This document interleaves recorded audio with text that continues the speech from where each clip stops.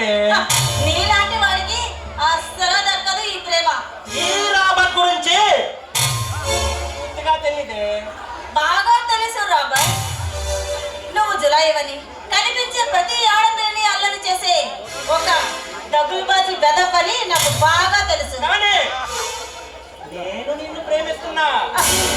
మళ్ళీ చెప్తున్నా, I love you dear. అయినా నన్ను నువ్వెందుకు ప్రేమిస్తున్నావు? ఈ అంద చందాలను చూసి నేను నిన్ను ప్రేమించాలి. అసలు ఆ బ్రహ్మ నిన్నెలా సృష్టించాడు? ప్రకృతిలోని అందాలన్నీ కలబోసినట్టుగా ఉన్నా.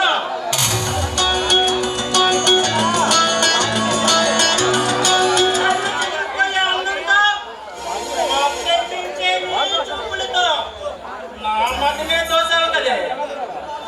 చూడు రాబర్ట్, నీ గతవేషాలు నా దగ్గర సాగవు. మర్యాదగా ఇక్కడి నుంచి బయటికి వెళ్ళు, లేదంటే ఇక్కడున్న నలుగురిని పిలిచి నీకు దేహశుద్ధి చేయించాల్సి వస్తుంది. అవసరం లేదు. ఎలాగైనా సరే అసలు నేను దక్కించుకుంటా. అంటే నిన్ను ఏం చేసైనా సరే నీ ప్రాణం ఎంతైనా సరే. పళ్ళు రాళ్ళతాయి, జాగ్రత్త. అసలు నేనంటే ఏమనుకుంటున్నావు నువ్వు? నేనేమైనా దేవలోకం నుంచి దిగి వచ్చిన దేవకన్యం అనుకుంటున్నావా? నీ ఎంత చూడడానికి ఆ దేవకన్య ఏమవసరమా? ఝాన్సీ లక్ష్మీబాయి, రుద్రమదేవి అనుకుంటున్నావా? అది ఆనాటి కాలంరా. ఈనాడు ఈ కాలంలో నీవు కూడా ఒక ఆడదానివే కదే. నువ్వు అనుకున్నట్లు నేను మామూలు ఆడపిల్లను కాదు.